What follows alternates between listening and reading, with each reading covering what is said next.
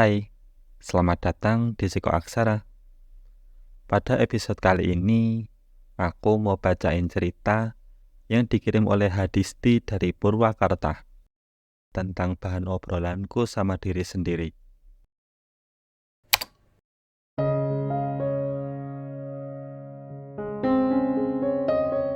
Hai diriku, apa kabar?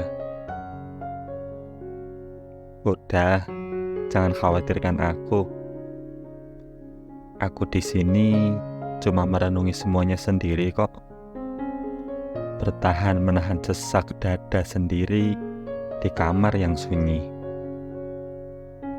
Menahan desak tangisan di malam hari agar tidak terdengar oleh telinga-telinga yang sudah pulas bermimpi. Menahan agar mata tidak membengkak di pagi hari. Aku ingin dibantu, tapi aku nggak berani minta tolong. Hai bayanganku, semua terasa hilang, merasa sendiri. Padahal semua itu ada. Namun aku merasa semuanya adalah palsu. Dan aku tak ingin kembali kecewa.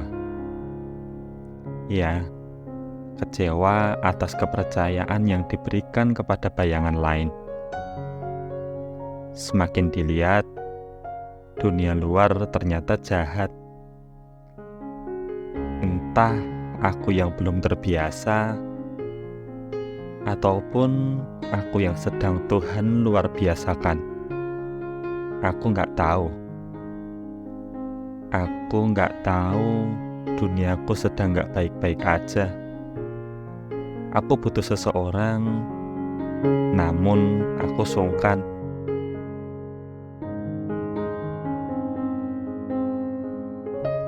Hai diriku, baik-baik ya di sana. Aku di sini akan membaik dengan sendirinya kok.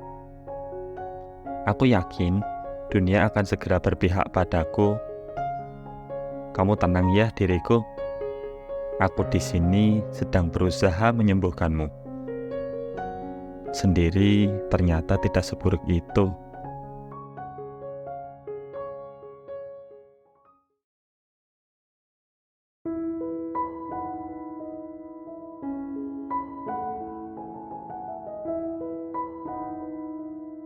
Hai Hadisti, berbicara dengan diri sendiri itu adalah suatu hal yang bagus buat mental kamu.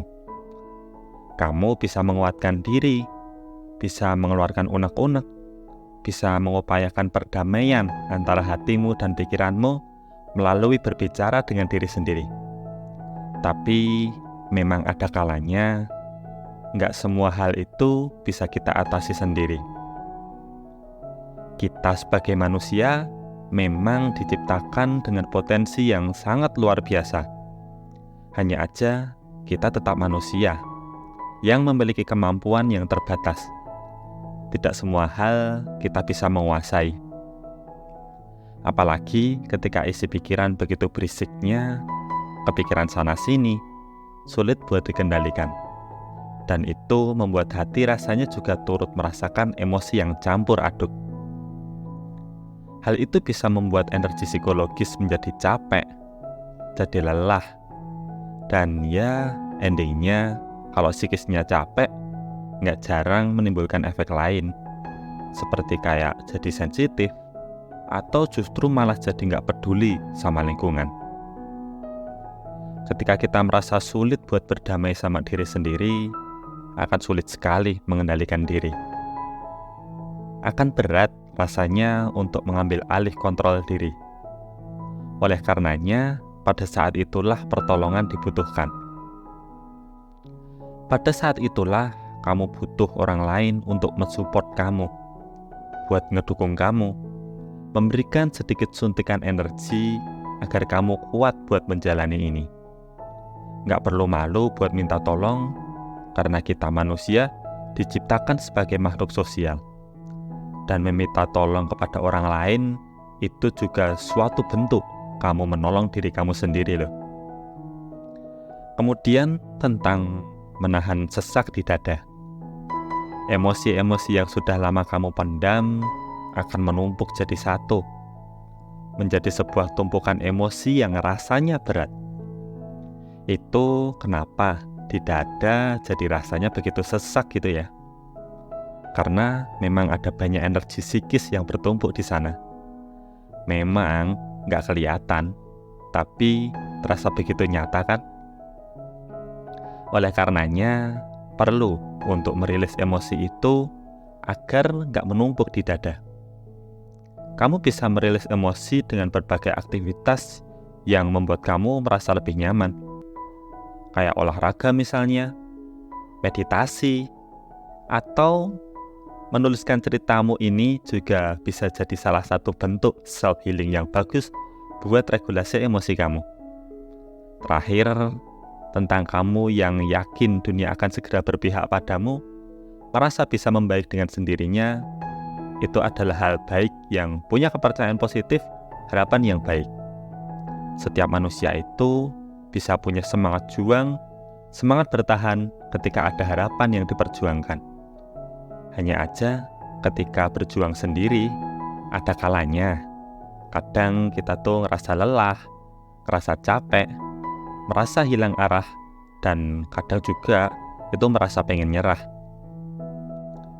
Kalau lagi ngerasa kayak gitu, seolah-olah jadi mikir, perjuangan selama ini nggak ada artinya, nggak menghasilkan apapun. Nah, di saat-saat seperti itulah, support system itu dibutuhkan. Buat membuat kamu ngerasa ada semangat lagi. Nggak perlu malu buat minta tolong, karena minta tolong itu juga bagian dari kita menolong diri kita sendiri. Kalau kamu takut buat minta tolong orang sekitar karena alasan-alasan tertentu, mungkin bisa kamu buat konsultasi ke profesional seperti psikolog, konselor. Itu bisa jadi salah satu langkah yang tepat. Karena psikolog nggak akan ngejudge kamu, nggak akan melabel kamu, akan terima kamu apa adanya, dan nge-support kamu untuk berproses. Terakhir, aku percaya kamu kuat. Tapi kalau kamu udah ngerasa capek, lelah, jangan sungkan buat istirahat. Jangan sungkan juga buat minta tolong ke orang terdekat. Kalau malu sama orang terdekat, bisa ke psikolog atau konselor, atau ke siapa aja orang yang kamu percaya. Semangat ya, Hadisti. Kamu hebat.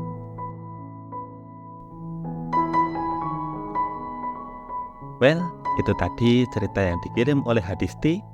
Kalau kamu punya saran dan masukan yang bagus dari cerita ini, kamu bisa banget sampaikan di kolom komentar. Biar nanti pengirim cerita juga bisa membaca masukan dari kamu.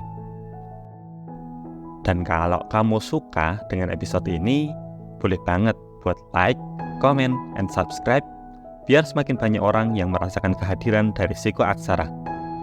Buat kamu juga yang punya cerita hidup berkesan, pengen banget diceritakan dan didengarkan, kamu bisa coba untuk tulis cerita kamu dan dikirim ke Psiko Aksara. Simak ketentuannya di kolom deskripsi, biar ceritamu bisa masuk antrian buat dibacain. Thanks buat perhatiannya, sayonara, see you!